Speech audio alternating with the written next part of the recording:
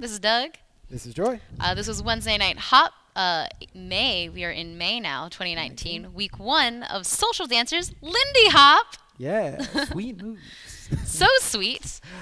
We started out with some solo sweet moves. Yeah. One of the first ones we did were crazy knees. Crazy legs. Crazy legs. Yeah. We have crazy legs. You know, knees are part of your legs. They are. But if you just think of moving out, your knees out, and then your knees in, moving out and in, then we're going to add steps to these. So when we step out onto one foot, our knees are out. And when we step down, our knees are in. Out and in. I can't do it, man. Cannot do it. Hoo. The point being, when you're stepping down, your knees are in. Boom, boom, boom, boom, boom, boom. We can do these forward and backwards by picking the spot on the floor that we're doing. Even do them around in a circle. Boo, boo. Awesome. We also did Shorty George. Shorty Georges, Yeah. which we talked about as walking forwards, but every time you step forward, you're going to push your knees in the direction of your stepping foot. So if I'm stepping forward on the right, my knees go to the right. Forward on the left, knees go to the left. So right, left, right, left, right, left. We pointed out that if you take larger steps, it can make it a little harder to do this, versus if you take smaller steps, it can make it a little easier. Also, if you have any knee injuries, one way you can keep doing this movement but minimize strain on the knees is think about this more as a hip motion than like pushing your knees past your balance point. Also, for both of these, keeping the knees bent is going to accentuate this movement way more than if you're trying to do it up here. Yeah. And then we did fishtails. Yeah. So same idea. When we step back with a foot, we're going to kind of push our hip into that foot. So back on the right, hip to the right. Shoot, shoot, shoot, shoot, shoot, shoot. And do you want to show the last one just for fun? Yeah. Awesome. And so the last one we did was sweep steps or sweep kicks, where we're sort of tracing a circle on the floor. As we step forward, we can also do this backwards. Boo, boo, boo, boo. This can be a little bit more of a kick type thing or a sweep where you connect your toe to the whole ground. You can pick whichever one of those you like more, the look of more. Yeah. And then the reason we did all of these sort of walking jazz moves is we worked on a partnered walking. Yeah. So first off, we talked about frame, and so kind of leaving our arms and our muscles relaxed, but letting our lats and back muscles engage slightly. We talked about keeping this frame not inside the shoulders, but kind of elbow and slightly out potentially. Yeah. So thinking about making sure that there's not like a W feeling here, we have a smooth line from arm to arm. You can also think about these as like sort of a suspension bridge or telephone wires. Yeah, and not T-Rex claws. Yeah, and then as we move, we're trying to keep roughly our elbows in relationship to our bodies the same. So as I start stepping away from Joy, we feel a little pull in our hands, and then we have to use our back to keep the arm in this rough position. Yeah, and I'm feeling that pull from Doug, kind of from my back muscles. Yeah, that's the goal. Hoo. So if we're doing this forward and back movement, we can start adding in some of these steps. So crazy legs or fishtails. Even, sweeps. And you'll notice sometimes we end up on opposite feet. If we're doing this jazz type stuff, I wouldn't worry about it too much.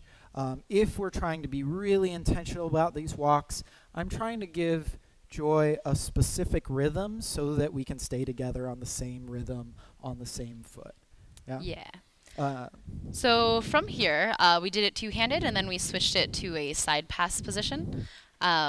Shoot, ba. And then from this point on, we allowed followers to choose the timing of their turn. So once we reach this point, I kind of give Doug a little stretch, and I maintain this connection as I continue moving forward. And then I continue moving forward until I choose at some point that I'm done, and I will let my hand drop and turn around. Given that timing and space. And so it's at this point, it's Doug's job to, if we start the side pass. So if we start the side pass, it's Doug's job at this point to track me because I've asked him to, yeah?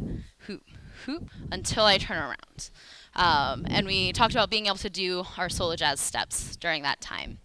Once Joy is turned around and we've reestablished sort of face-to-face connection, I'm going to try and shift us on to my right, Joy's left, and start a rock step to start whatever we do next, maybe another side pass. And we talked about that rock step is not led by a compression and a push into the rock step, but because I already have kind of momentum going backwards, there's kind of just this continuation into the rock.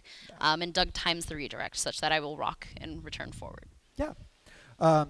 So we played around with all of that stuff, adding it into our sort of general 6 and 8 count dancing, and then went back to this side by side to work on sugar pushes. Woot. Yeah. So 1, 2, 3, triple 4, 5, triple 6. We're coming forwards towards each other, just like the walking exercise, but with that specific 6 count rhythm of quick, quick, triple step, triple step.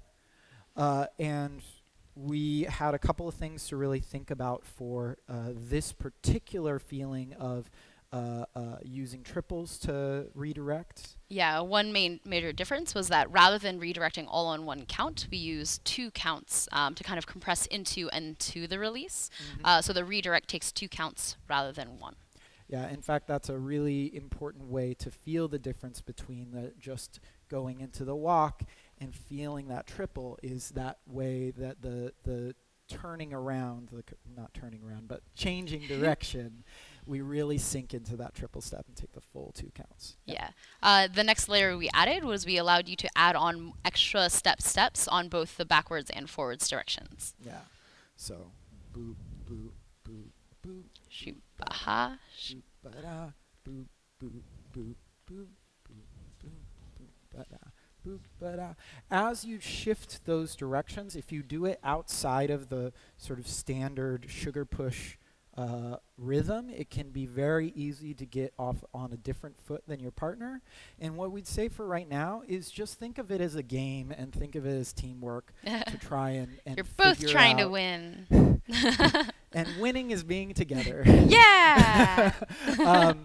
I would encourage you, like this is a place for play, that as we build confidence, we can be very precise. But particularly if you're trying to walk forward with steps, forward for the leaders, back for the follows, or you're trying to switch between triples and steps without it being the standard sugar push pattern, that's actually really challenging. And it's a good opportunity to like work on that stuff, but also if you end up on the other foot, it's not the end of the world. Yeah. So. We also pointed out that something that can help if you do want to encourage each other to do kind of solo movement and jazz steps throughout movement is if you keep your frame chill. So rather than if you're doing fishes, rather than kind of twisting a lot and twisting your partner and asking them to twist with you, if you do these kind of chill, and you do your own jazz steps, but keep your frame and connection chill, then it allows your partner to make their own choices. Yeah. So this is a fun thing we hope you'll play with and come back next week for more cool, sweet moves based on sugar pushes. Yeah, yeah.